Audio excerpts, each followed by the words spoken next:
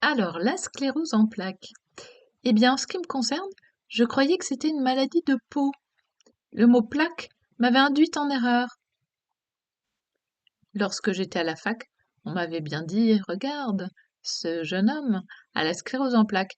Et il était assez rouge, assez rouge.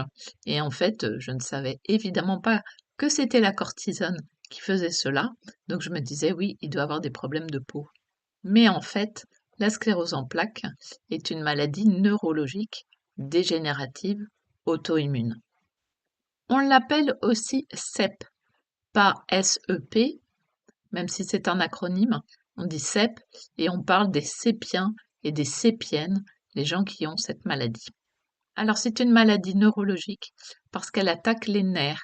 Les nerfs sont entourés par ce qu'on appelle une gaine de myéline et en fait, on s'attaque nous-mêmes, c'est pour ça qu'elle est auto-immune.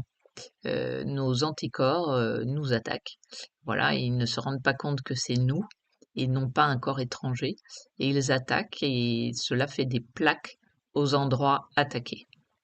Par conséquent, cette gaine de myéline étant attaquée, ayant des endroits où il y a des trous, des plaques, eh bien, la conduction se fait moins bien, la conduction nerveuse. Donc, si je n'arrive pas à bouger le bras, ce n'est pas que mon bras a un problème, pas du tout. C'est qu'en fait, l'info qui vient du cerveau n'arrive pas à aller, eh bien, faire le geste, que je voudrais qu'il fasse. Et elle est dégénérative dans le sens où ça dégénère. Alors attention, attention, tout le monde n'est pas en fauteuil roulant comme moi. Faut pas catastropher tout le monde, d'accord? D'ailleurs, je vous expliquerai dans une vidéo sur la peur pourquoi je suis en fauteuil. Ce n'est pas entièrement la faute de la sclérose en plaques. Donc, eh bien, il y a différentes formes de ce côté dégénératif par poussée. Alors, c'est ce que je faisais au début. Donc, on fait des poussées, des sortes de crises qui peuvent durer entre quelques jours et quelques mois. Et puis, on se remet. Au fur et à mesure des années, on se remet peut-être un petit peu moins bien. Personnellement, la première poussée que j'ai faite, j'ai perdu l'audition à droite et l'équilibre. J'ai retrouvé toute mon audition. En revanche, l'équilibre a toujours été un souci pour moi. Je l'avais retrouvé, mais après, quand je refaisais d'autres poussées, il était à chaque fois atteint et aujourd'hui, je n'ai plus du tout d'équilibre. Alors, à part la forme par poussée, il y a la forme progressive, secondaire, c'est-à-dire qu'après la forme par poussée, pardon, on passe à une forme qui progresse. Voilà.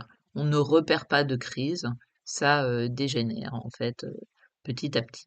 Donc je suis personnellement en forme secondairement progressive. Il y a des gens qui ont une autre forme qui est primaire progressive, c'est-à-dire qu'ils ne commencent pas avec des poussées, mais directement par une forme dégénérative progressive. Et on appelle donc ça primaire. Alors la sclérose en plaques peut toucher différentes choses en nous, différents membres. Ça peut être un problème avec les yeux, ça peut être un problème avec les bras, ça peut être un problème avec les jambes, ça peut être un problème avec tout ce qui est sphincter, ça peut être un problème avec l'équilibre. C'est pour ça que c'est un petit peu différent chez chacun. Voilà. Mais en général, il est vrai que on appelle ça un peu la maladie de l'ivrogne, dans le sens où l'équilibre est assez souvent atteint et on peut vaciller ou un peu tituber. Donc non, c'est pas qu'on a trop bu, c'est que voilà, le centre de l'équilibre est souvent atteint. Dans la sclérose en plaques, les femmes sont plus atteintes que les hommes. Voilà, alors ils cherchent encore pourquoi. En France, on est 140 000 à avoir la sclérose en plaques. Il y a 6 000 nouveaux cas chaque année. Le Canada a le record. C'est ce pays-là où il y a le plus de sépiens et sépiennes. Les femmes, là je parle des femmes parce que les hommes, je sais plus, mais c'est peut-être la même chose, sont en général touchées entre 20 et 40 ans. Moi, je me souviens qu'on m'avait dit: «Bravo, vous avez 34 ans, vous avez gagné 14 ans!» La forme par poussée, qu'on appelle aussi rémitente récurrente, et celle qui touche la plupart des personnes. 85% des gens qui ont la sclérose en plaques ont cette forme-là. Et bien, qui dit poussée dit crise, et on sort de la crise. Donc, c'est tout de même quelque chose. Voilà, il faut voir le verre à moitié plein. Voilà, on peut sortir de la crise et ne plus avoir du tout de séquelles, ne pas avoir de séquelles, en fait, par rapport bah, aux soucis qu'on a eus.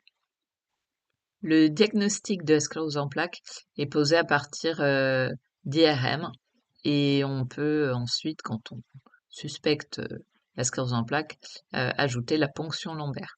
Personnellement, comme j'avais perdu l'audition à droite, j'ai vu l'ORL qui m'a envoyé passer une IRM, et sur l'IRM, bah, apparemment, c'était marqué, je ne sais pas, je me rappelle même pas avoir lu le compte-rendu de l'IRM, mais on m'a tout de suite hospitalisée pour m'annoncer euh, eh bien, la sclérose en plaques.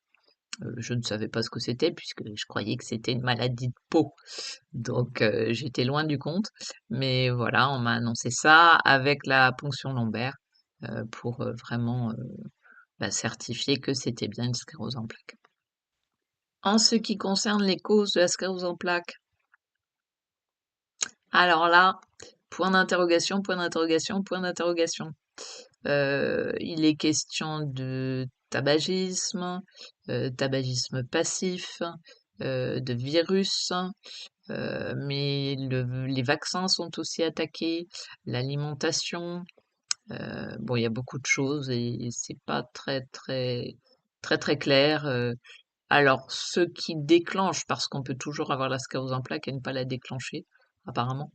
Ce qui la déclenche, en ce qui me concerne, je l'ai remarqué, et avec d'autres sépiens et sépiennes, eh bien, pour eux, c'était la même chose. C'est souvent un choc psychologique, émotionnel fort, enfin un choc, donc fort, oui, évidemment, euh, qui provoque, euh, qui provoque la première poussée qui va entraîner le diagnostic. Voilà. Alors, on peut passer sa vie sans aucun problème, à part la première poussée. Voilà, une première poussée qui va donner le diagnostic, et ensuite plus rien du tout. Ça existe, et c'est génial pour ces gens-là. Après, on peut avoir évidemment des soucis, eh bien, pour marcher, pour bouger les bras, de vue, au niveau sphinctérien.